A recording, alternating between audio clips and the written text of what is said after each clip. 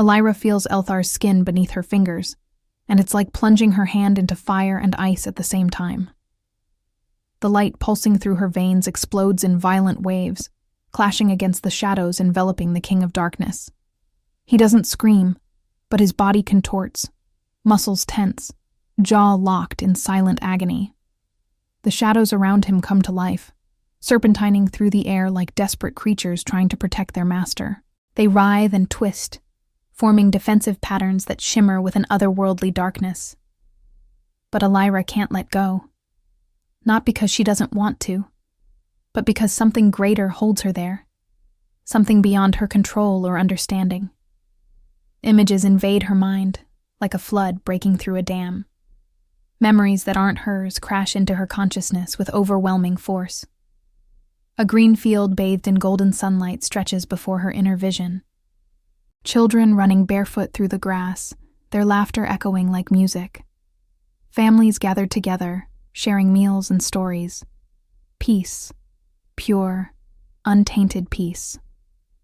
And then the sky opens. Angels descend in war formation, their wings blocking out the sun, their flaming swords raised high like instruments of divine judgment. What was life turns to ashes in seconds. She sees a young man with black hair kneeling on scorched ground, holding the small body of a girl. His eyes still have color, still have humanity, and they're full of tears as he begs gods who don't answer. The celestial light burned everything, left nothing but death and silence. Hello, I'm Tamina, and this is another story from the channel. Before we continue, subscribe to the channel so this story can reach more people.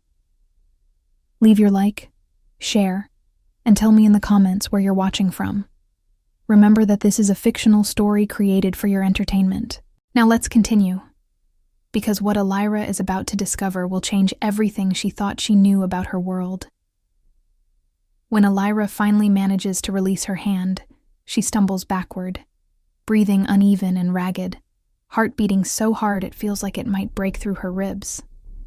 Her legs feel weak, unstable, as if the ground beneath her has shifted. Elthar remains where he is, shadows still trembling around him like water disturbed by stones. They pulse and recede, matching the rhythm of his breathing. He watches her with those completely black eyes, without iris, without white, just deep darkness that seems to go on forever. But now Elyra sees what she didn't see before. It's not emptiness. It's not the void she was taught to fear. It's condensed pain.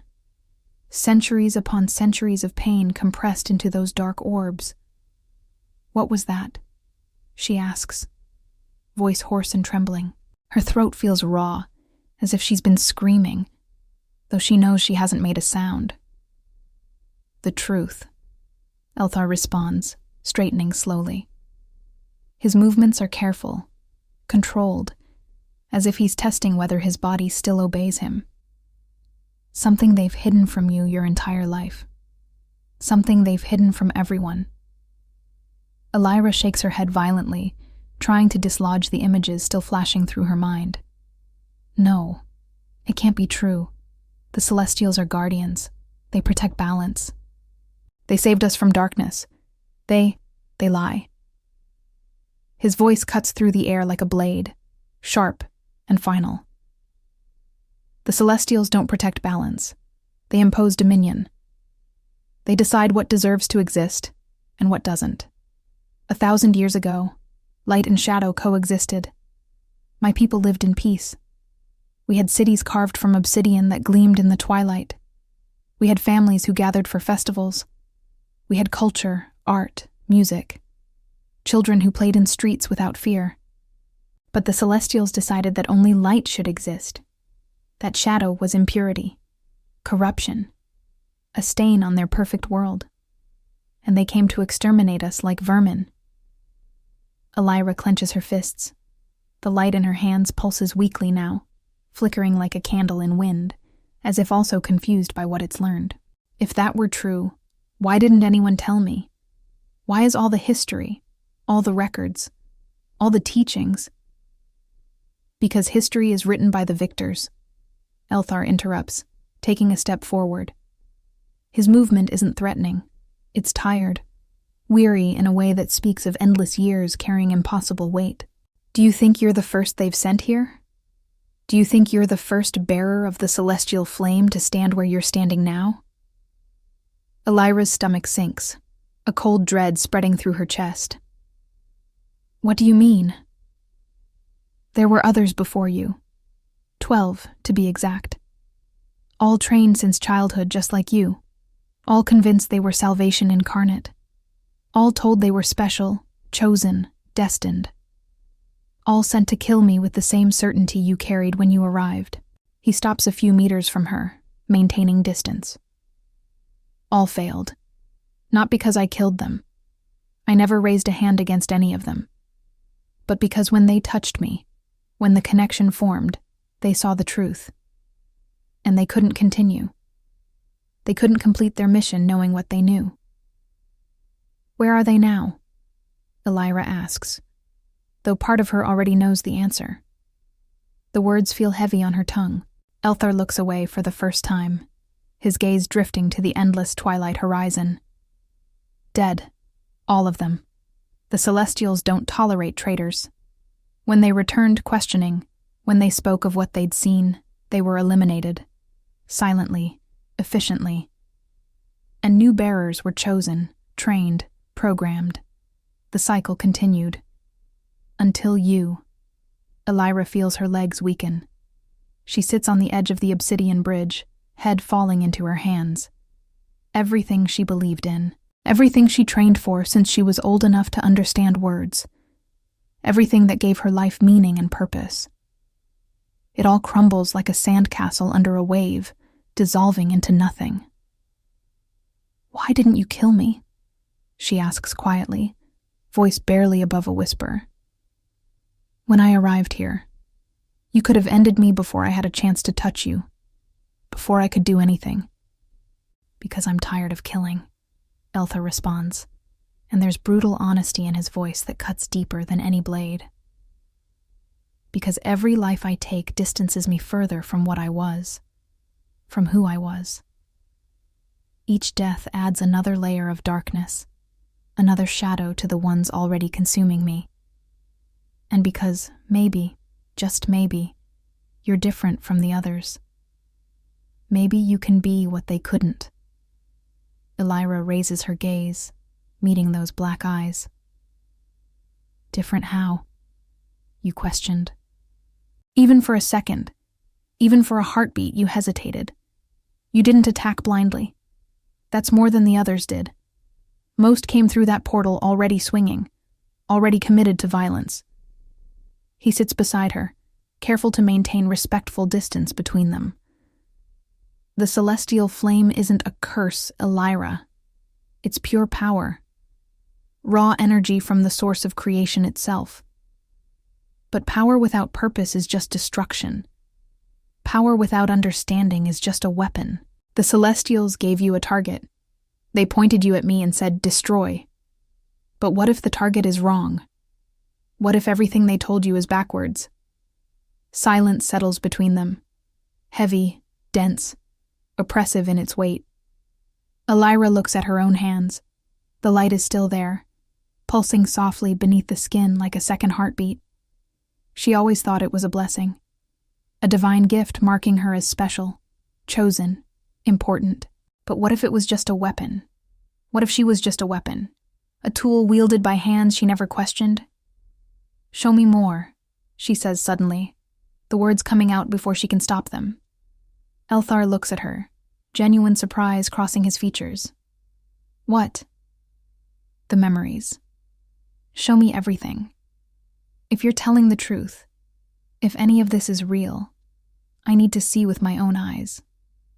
I need to know. Her voice grows stronger, more determined. I've spent my whole life believing one thing. If that's wrong, I need to see the truth. All of it. He hesitates, shadows flickering uncertainly around him. It will hurt. For both of us. The connection isn't gentle. It tears through barriers, rips open old wounds. I don't don't care. Elyra's jaw sets with determination. Show me. Elthar studies her face for a long moment, searching for something. Doubt, perhaps. Hesitation. But he finds only resolve. Finally, slowly, he extends his hand. Elyra takes a deep breath, steeling herself, and grasps it. The pain returns, but this time she's prepared. She braces against it, pushes through it. The images come faster, sharper, more vivid than before. She sees the shadow civilization at its peak, and it takes her breath away.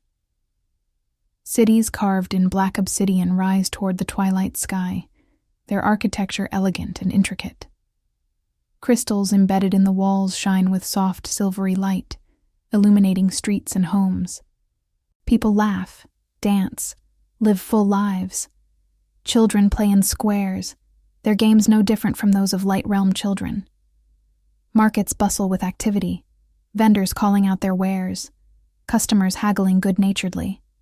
There's no evil here, no monsters, just people trying to exist, to build lives, to find happiness in the time they have.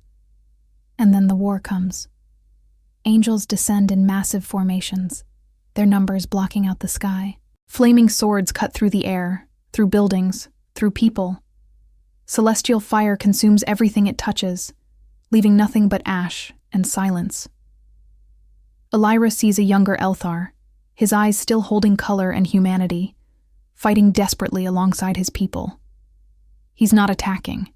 He's defending, protecting civilians, helping them flee, putting his body between them and the celestial weapons. She sees his sister, the girl from the earlier vision, being struck by a spear of pure light. Sees the exact moment something inside Elthar breaks, the moment the humanity in his eyes begins to disappear, replaced by darkness born not of evil, but of unbearable grief. But it's not malignant darkness. It's not corruption or evil. It's darkness born of desperation, of loss so profound it reshapes the soul, of pain so deep it becomes part of identity, woven into every fiber of being. Elyra sees the battles that follow.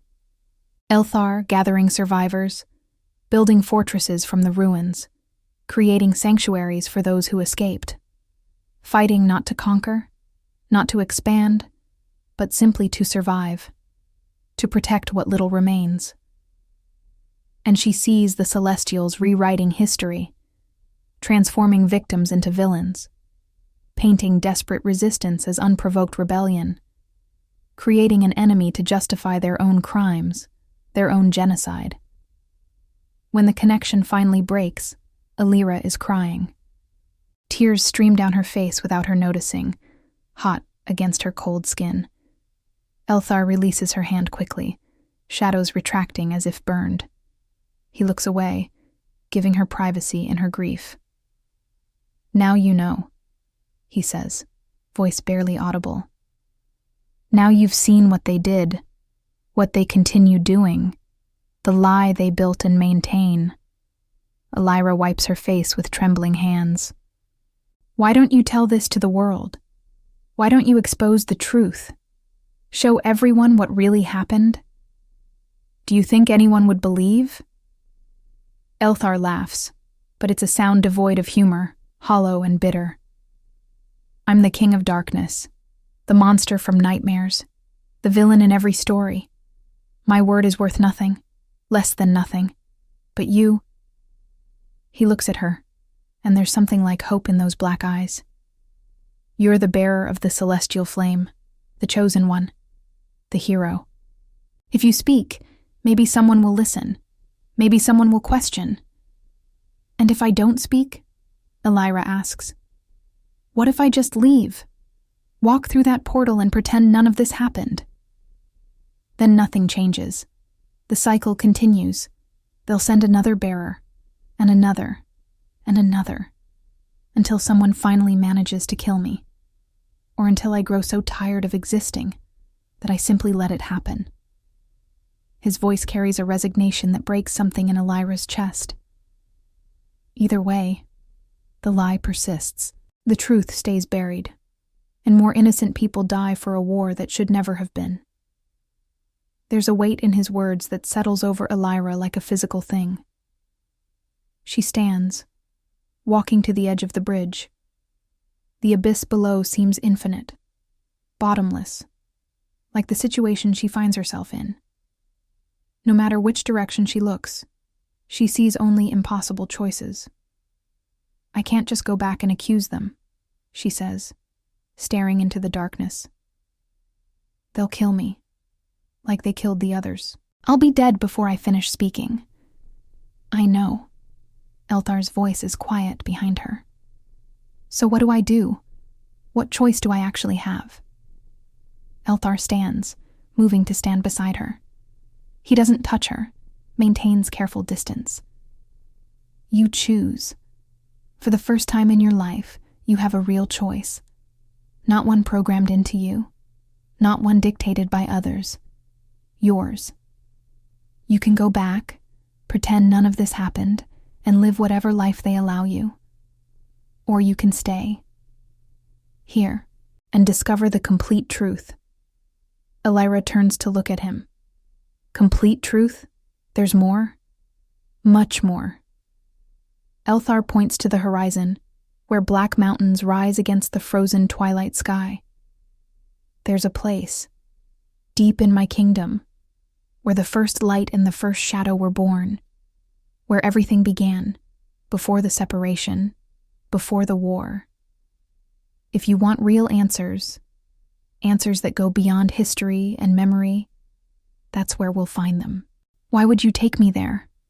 Why trust me with that? Because I'm tired of carrying this alone, he admits. And the vulnerability in his voice is startling. Because for 1,000 years I've borne this weight, this knowledge, this grief, and it's crushing me. Because maybe, just maybe, together we can find a way to end this war once and for all. Not with more violence, but with truth.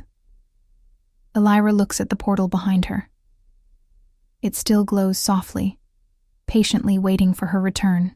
She could cross it now, walk back through, return to the temple, to her room, to the life she knows. But would it really be life? Or would it just be existence? Going through motions, following orders, never questioning, never knowing. She looks at Elthar again, at the man who should be a monster but who bleeds and grieves like any other. At the king who lost everything but still fights to protect what remains. And she makes her decision. Take me there. Something changes in Elthar's face. It's not exactly hope. Hope would be too fragile, too dangerous. But it's something close. Something that hasn't existed in those black eyes for a very long time. It will be dangerous, he warns. My kingdom isn't kind to bearers of light. The shadows there are old, wild, not fully under my control. And there are things in the deep places that don't distinguish between friend and enemy. I can handle it. Elyra's voice is steady now, certain. Elthar studies her for a moment longer, then nods. Very well. But first, you need to understand something. While you're here, your light will constantly react to the shadows around us. It will hurt. It will be like carrying fire under your skin every moment. The pain won't stop. Are you sure you can endure that? Elyra raises her chin, meeting his gaze directly. I am. Then let's go. Elthar turns, beginning to walk across the bridge. Stay close to me. And don't touch anything I don't touch first. Some things here respond poorly to light. They walk in silence for what feels like hours. The bridge seems to extend infinitely, stretching across the abyss without end. But eventually, gradually, they reach the other side. What Elyra sees takes her breath away completely. It's not the nightmare realm she expected, not the hell of fire and torment from the stories. It's strange, yes. Alien. Unlike anything in the light realm. But there's beauty in it. Terrible, haunting beauty. The black mountains shine with veins of silver that catch the twilight and reflect it back in patterns. The sky, trapped eternally between day and night, creates a soft, constant illumination that's neither bright nor dark. And in the distance, she sees structures. Ruins of what were once magnificent cities, their spires still reaching toward the sky despite centuries of abandonment. "My people used to live here," Elthar says softly, following her gaze. "Before the war. These were thriving cities. Centers of learning, art, culture. Now only fragments remain. Memories carved in stone. Ghosts of what was." "How many survived?" Elyra asks, her voice hushed with reverence for the lost. "Few. A handful compared to what we were. Most are hidden now, scattered across the realm, living in caves and forgotten places, always afraid that the Celestials will return to finish what they started." He stops, turning to look at her fully. "That's why I need this to end. Not for me. I'm already lost. But for them. For the children who've never known peace. For the elders who carry scars that will never heal. For the possibility that maybe, someday, my people can live without fear again." Elyra feels the weight of his words settling in her chest. "And you think this place, where everything began, has the answers we need?" "It has more than answers. It has power. The kind of power that existed before the separation, before light and shadow were torn apart and set against each other. The kind of power that can rewrite the fundamental rules." Elthar starts walking again, his pace steady. "But it also has guardians, ancient entities that existed before the war, before the Celestials, before any of this. They don't care about light or shadow, about right or wrong, only about balance. If we can reach them, if we can pass their tests, maybe we can prove that light and shadow can coexist, that they're meant to. And if we can't pass these tests, then we die trying. But at least we die for something that matters, something worth the sacrifice." They continue walking. The terrain changes gradually beneath their feet. The smooth obsidian gives way to rougher, more irregular rocks. The air grows denser, heavier, charged with energy that makes Elyra's skin prickle. She feels the light inside her reacting, pulsing stronger and faster, as if recognizing something familiar ahead. "We're close," Elthar says, his voice tight with tension. "Do you feel it?" "Yes. It's like something is pulling me, drawing me forward. Because it is. The celestial flame you carry was born in the place we're going, as were my shadows. In a sense, we're both returning home, to the source." They arrive at a fissure in the mountainside. It's narrow, barely wide enough for a person to pass through, and darkness fills it completely except for a faint, pulsing glow coming from deep within. Elthar stops at the entrance, turning to face Elyra one final time. Last chance to go back. Once we enter, there's no guarantee we'll come out. No guarantee of anything. She shakes her head firmly. "I've already made my decision. I'm not changing it now." "Then follow me. And whatever happens in there, whatever you see or hear, remember why we're doing this." Elthar enters the fissure. Elyra takes a deep breath and follows. The space is claustrophobically tight at first, forcing them to turn sideways and shuffle through. The walls press close on both sides, rough stone scraping against her arms. But gradually, slowly, the passage widens, and then suddenly it opens into a cavern so immense that Elyra can't see the ceiling or the far walls. And what she sees in the center stops her heart. Floating in the exact middle of the vast space, suspended by no visible force, is a sphere. But it's unlike anything Elyra has ever seen or imagined. Half of it blazes with intense golden light, radiant and warm. The other half is absolute darkness, deeper than any shadow, darker than any night. And the two halves spin slowly, endlessly, intertwined and inseparable. Where they meet, The boundary between light and dark blurs and shifts, creating patterns of impossible beauty. The primordial core, Elthar whispers, and his voice carries reverence, awe, even fear, the source of everything. Before the separation, before the war, before light and shadow were torn apart, this is what they were. One thing, unified, complete. Elyra approaches slowly, unable to look away. The sphere pulses with a rhythm that matches her heartbeat exactly, and she feels each beat echo in her chest, in her bones, in her very soul. It's beautiful. It's the most beautiful thing I've ever seen. And the most dangerous.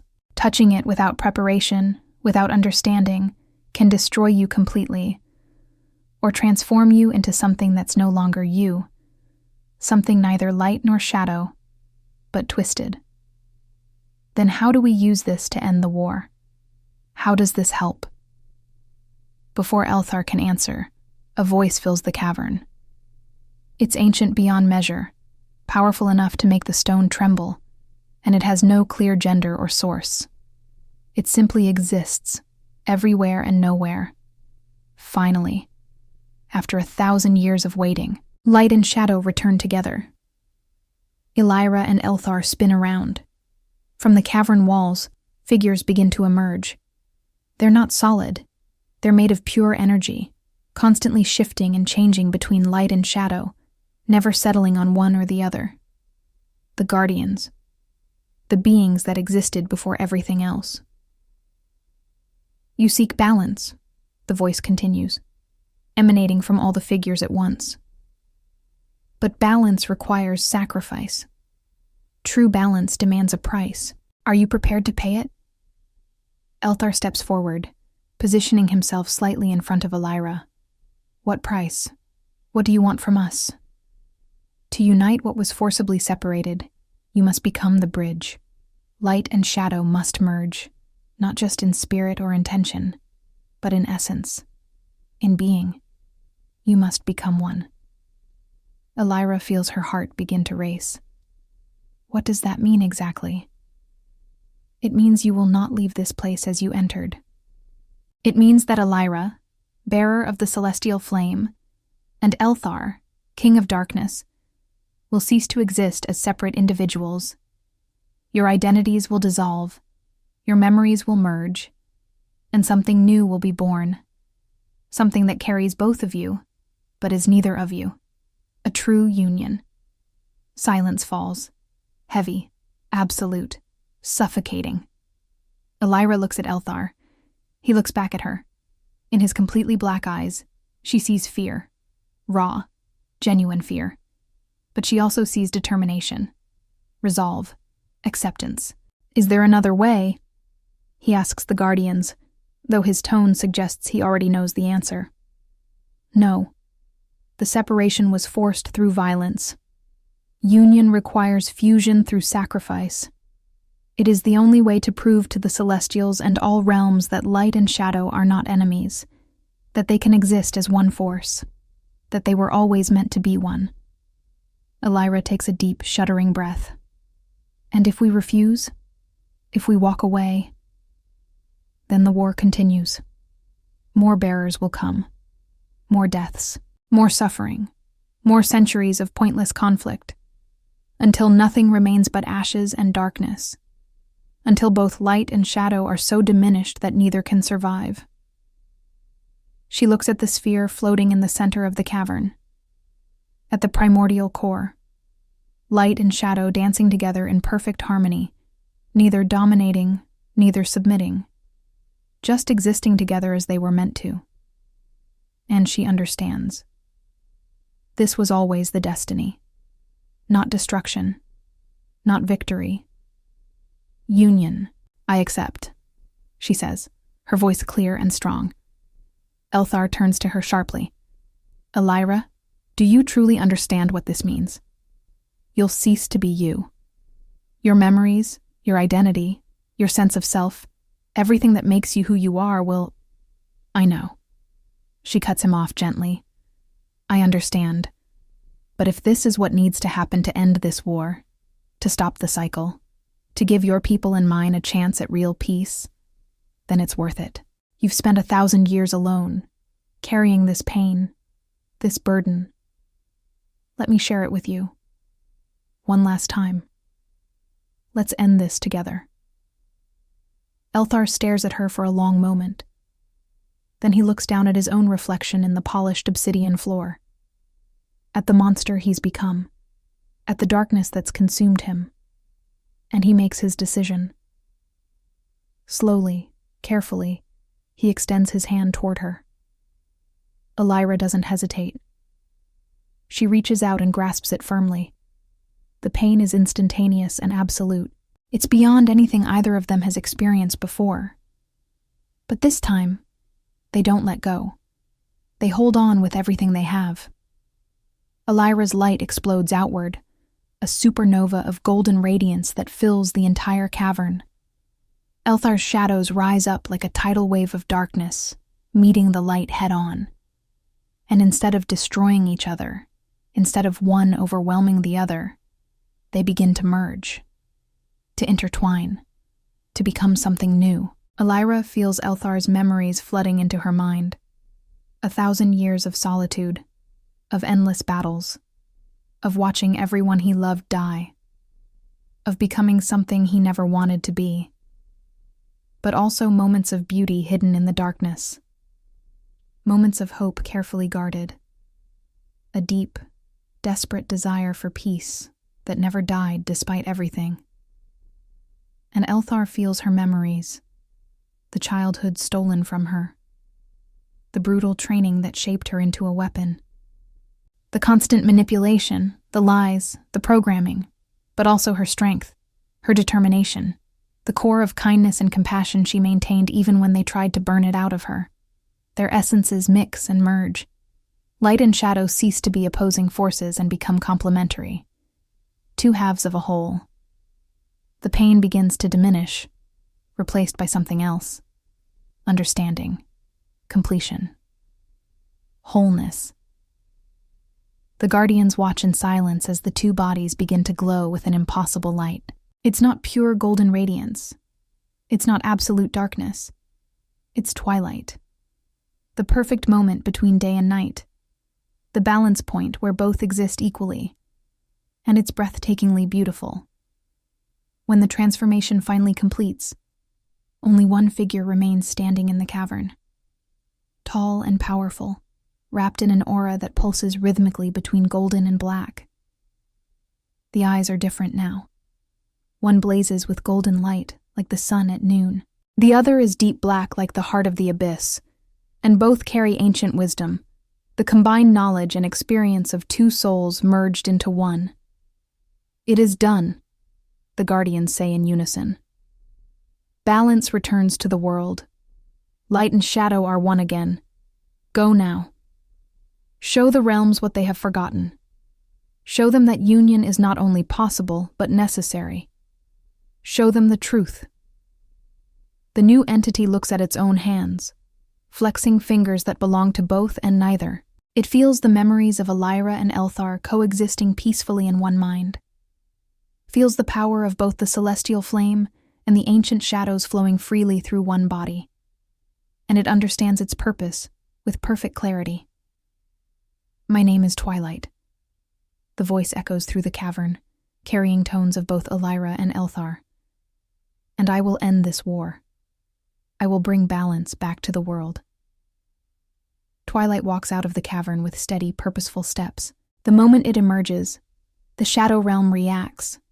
The black mountains tremble. The frozen sky that hasn't moved in 1,000 years finally begins to shift. And for the first time since the war began, since the separation was forced, the sun rises over the dark lands. But it's not the burning, destructive sun of the Celestials. It's a gentle sun that warms rather than scorches, and the shadows don't flee from it. They dance with the light, intertwining, creating patterns and shapes that have never existed before. Beauty, born from union. In the Temple of the Celestials, alarms begin to sound. The High Priestess feels the change ripple through reality, and her face goes pale with shock and fear. No, this isn't possible. It can't be. The bearer. She couldn't have. But it happened. Against all their plans, all their manipulations, all their certainty. And now Twilight walks toward the portal, returning to the realm of light. Not to destroy, not to conquer, but to confront, to reveal, to show the truth they've hidden for so long. When Twilight steps through the portal, the temple warriors recoil instinctively. They don't know what they're seeing. It's not the bearer they sent. It's not the monster they feared. It's something beyond their understanding, beyond their categories of good and evil, light and dark. The High Priestess descends the grand staircase, trying desperately to maintain her composure, but her hands tremble, and her face remains deathly pale. What are you? What abomination have you become? I am what you tried to prevent, Twilight responds, its voice calm and certain. I am proof that you lied, that light and shadow can coexist, that the war you started and maintained for 1,000 years was based on greed and desire for control, not on necessity or protection. You are an abomination against nature, the priestess shouts, her composure cracking. Guards, destroy this thing, kill it before it spreads its corruption. The warriors hesitate. They've been trained to follow orders without question, but what they're seeing challenges everything they believe. Still, orders are orders. Slowly, reluctantly, they advance with weapons raised. Twilight doesn't move, doesn't attack, simply raises one hand calmly, and what happens next leaves everyone frozen in shock. The light from the celestial weapons doesn't hurt Twilight. The shadows emanating from it don't consume the warriors. Instead, the two forces meet in the space between, and they merge. They create something new, an energy that isn't aggressive or violent. It's peaceful, healing, harmonious. The warriors stop in their tracks, completely confused. Their weapons feel wrong in their hands, and for the first time in their lives, they begin to question. Why are we fighting? One asks quietly. Because we were ordered to, another responds automatically.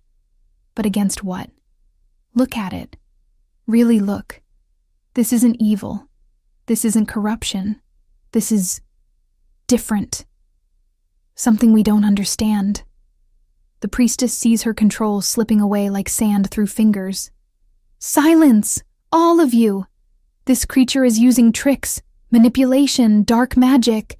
You cannot trust what you see. Enough. Twilight's voice isn't loud, but it carries absolute authority that cuts through the chaos. 1,000 years of lies, 1,000 years of unnecessary death, 1,000 years of suffering. It ends now. I will show everyone what you've hidden, what you've done. Twilight raises both hands high. Light and shadow explode from them in a wave, but not as an attack, as revelation, as truth made visible. Images form in the air above the temple courtyard, massive and undeniable. The same memories Elyra saw. The shadow civilization at its peak, peaceful and thriving. The unprovoked attack by the Celestials, the genocide, the rewriting of history, the manipulation. Everything exposed for all to see. The warriors watch in absolute shock. Some fall to their knees, unable to process what they're seeing. Others simply stand and cry, tears streaming down their faces as their entire worldview shatters. The truth is too much, too overwhelming, but it's undeniable. The High Priestess tries to flee, gathering her robes to run up the stairs. But Twilight is there before she can take 3 steps, moving faster than sight. You knew. From the very beginning, you knew the truth. And still you sent 12 young women to their deaths. Still you perpetuated the lie. I did what was necessary, she hisses desperately. To maintain order, to keep power where it belongs, to preserve our way of life. Power built on lies isn't power. It's tyranny, and tyranny always falls eventually. Your time is over. Twilight touches her forehead gently, not with violence, with truth. And the priestess sees everything, every life she destroyed, every lie she told, every child she manipulated and sent to die, every moment of suffering she caused. The weight of it all crashes down on her mind like an avalanche, crushing her beneath guilt and horror. She collapses, not dead but completely broken, unable to sustain her own lies any longer, unable to be what she was. Twilight turns to face the assembled warriors. You have a choice now, a real choice. You can continue serving a system built on death and lies, or you can help build something new, a world where light and shadow coexist, where no one needs to be monster or hero, villain or savior, just people trying to live in peace. One by one, the warriors lower their weapons. Some still hesitate, still struggle with the change, but most understand. The war is over, not ended with more violence, but with truth, with revelation, with the courage to see what they'd been blind to. In the days and weeks that follow, the news spreads like wildfire across all the realms. The King of Darkness and the bearer of the celestial flame merged, became one. Twilight walks between the realms freely, showing that union is possible, that it's not only possible but beautiful. Some resist, of course. There are always those who prefer known hatred to unknown love, who cling to old enemies because change is frightening. But slowly, gradually, inevitably, things begin to change. The ruins of the Shadow Realm begin to be rebuilt. But this time, not just by shadow people. Citizens from the Light Realm come to help. They work side by side, light and shadow together, building something new. Learning that what they feared wasn't real, that the enemy was fabricated, that they have more in common than they ever imagined. Twilight becomes a living symbol. Not a ruler or a king, not a god or a savior, just a reminder. A living proof that opposites can complement each other, that strength comes from union, not division, that balance is possible. And on quiet nights, when Twilight stands alone under the stars, it sometimes hears echoes. The voice of Elyra, the voice of Elthar, no longer separate, no longer in conflict, but together, harmonious, at peace. Finally, after everything, at peace. The war that lasted 1,000 years ended, not with the destruction of one side, not with victory or defeat, but with the union of both, with the courage to become something new. And the world, for the first time in a millennium, knows true balance, because light without shadow is blinding. It burns and destroys with its intensity. And shadow without light is empty void, cold and lifeless. But together, they create twilight. The most beautiful moment of each day, the time when everything is possible, when the world is neither one thing nor the other but something more, something better. And this is the story of how two souls, destined by others to destroy each other, chose instead to save each other. And in saving themselves, they saved everyone else. They ended a war, not with weapons, but with sacrifice, not with violence, but with love. And they proved that even the deepest darkness and the brightest light can find harmony when they're willing to truly see each other. The age of separation ended. The age of balance began. And Twilight stands as eternal witness to what's possible when we choose union over division, understanding over hatred, and truth over comfortable lies.